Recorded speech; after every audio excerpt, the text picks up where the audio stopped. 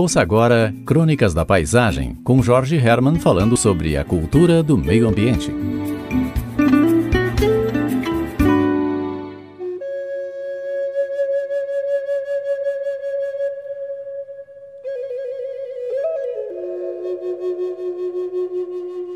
Num seminário sobre tecnologia digital realizado em Porto Alegre na década passada, um palestrante proferiu uma frase que poucos chegaram a entender. Ele disse quase enigmaticamente: "É espantoso, mas não estamos espantados." Ele se referia às mudanças que o mundo digital impôs às nossas vidas.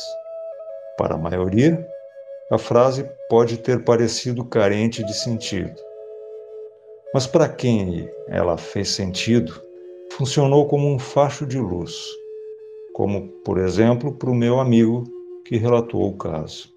A frase do palestrante, sabiamente, queria dizer muitas coisas além do seu aparente sentido.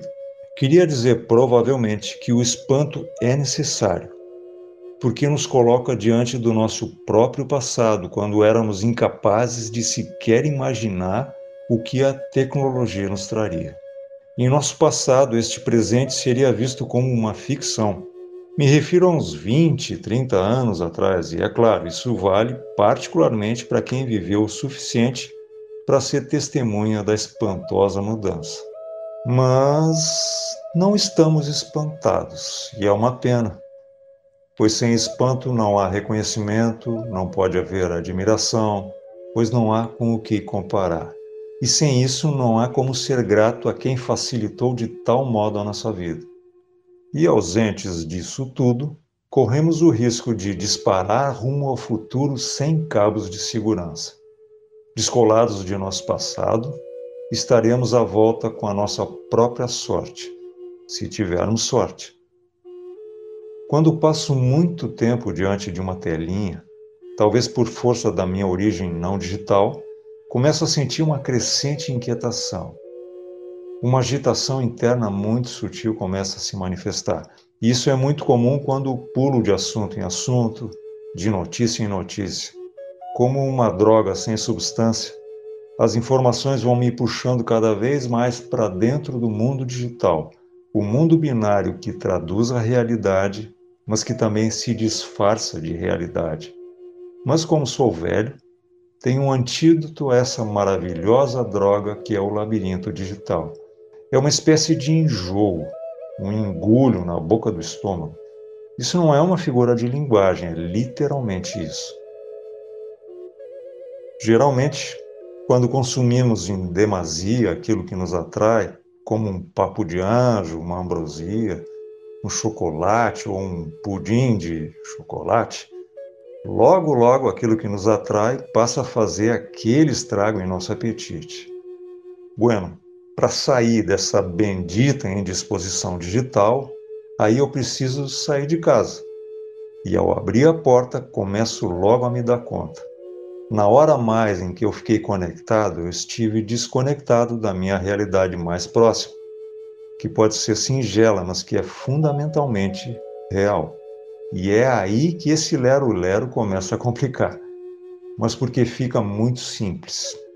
No budismo, se diz que aqueles que agem por impulso automaticamente estão dormindo. E despertar desse sono aparentemente é coisa muito simples. Afinal, espichar os olhos para fora da janela ou para o jardim e se ligar na realidade é coisa muito simples. Mas não é. Se a minha realidade não for exatamente um mar de rosas, fechar a minha janela digital e olhar para fora pode ser algo absolutamente frustrante. Talvez eu me conecte justamente com aquilo do qual estou fugindo. O mundo real não tem enredo, nem trilha sonora. Ele é servido cru. E para alguns ele tem um gosto bem ruim. Mas é preciso vivê-lo, aliás, é imprescindível vivê-lo. Mas para isso é preciso temperá-lo. E isso se faz com uma só coisa: presença. Vamos convir. A vida digital é fantástica. É uma abundância de imagens e conteúdos.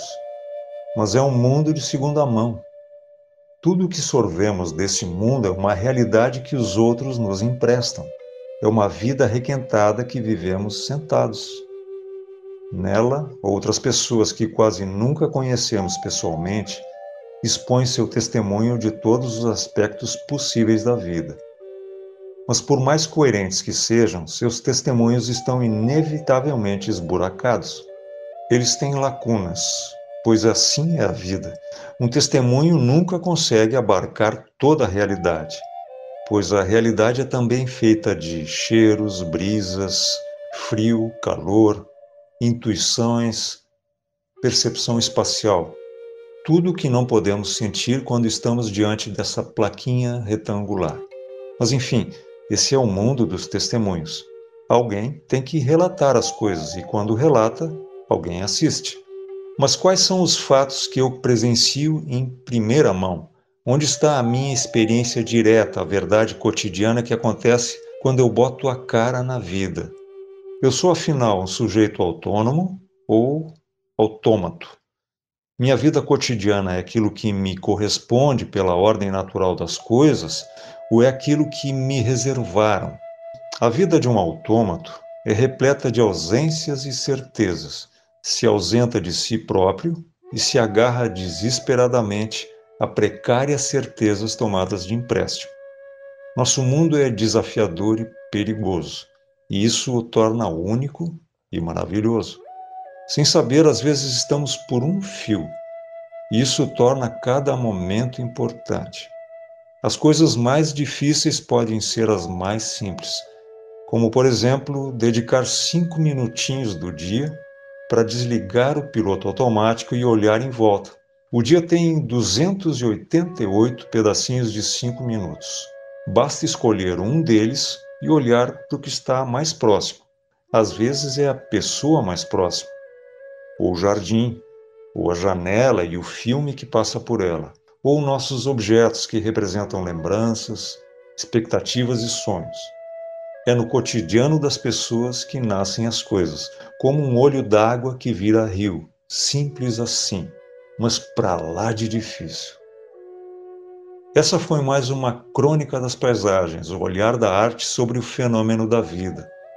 E só podia ser na Cultural FM, a parceira de todas as artes, sob os cuidados técnicos e a sensibilidade do José Newton Teixeira, que aliás tem um gosto musical refinadíssimo, que vocês podem confirmar diariamente nos 87.5 do rádio ou na bendita internet que tanto nos afasta quanto aproxima. A propósito, a trilha sonora de hoje é toda conduzida por uma flauta de osso executada pelo navajo Carlos Nakai. Buenas, já deu a minha hora e eu preciso sair.